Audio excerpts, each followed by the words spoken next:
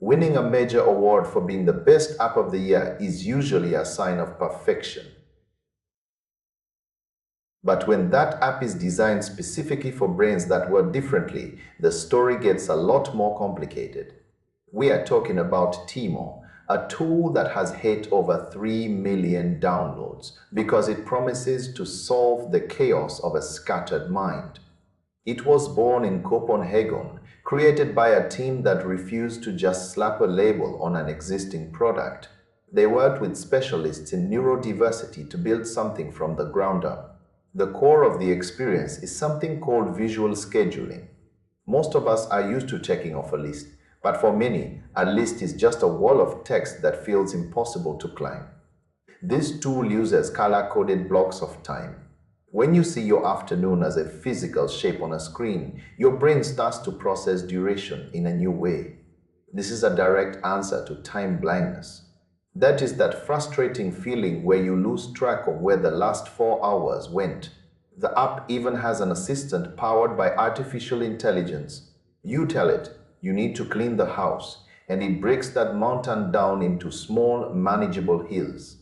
It gives you time estimates for every tiny task.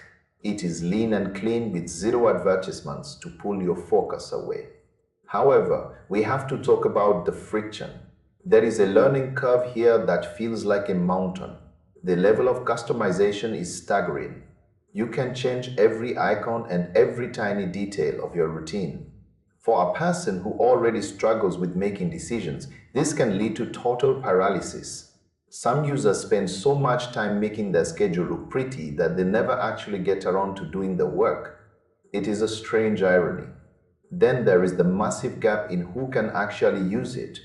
While the tech giants are handing out awards, they seem to be ignoring the fact that the version for the other half of the world's smartphones was quietly pulled from the market last September. If you are not in that specific ecosystem, you are left with a web version that feels like an afterthought. You cannot sync your external calendars or use your voice to add tasks. It is a significant hurdle for an app that claims to be for everyone. If you are on the right device and you want to try the premium features, stay away from the official App Store for your purchase. Buying it directly through their website saves you a significant amount of money every year. It is a powerful tool, but it is not a magic wand. It requires a lot of front-end energy to get it running. You have to decide if the initial stress of setting it up is worth the long-term clarity it provides.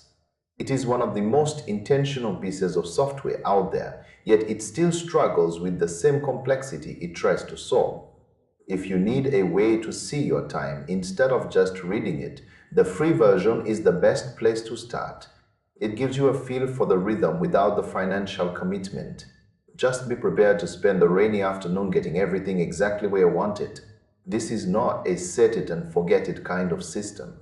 It is a lifestyle choice for your brain. It is about building a map for a mind that does not always follow the standard directions.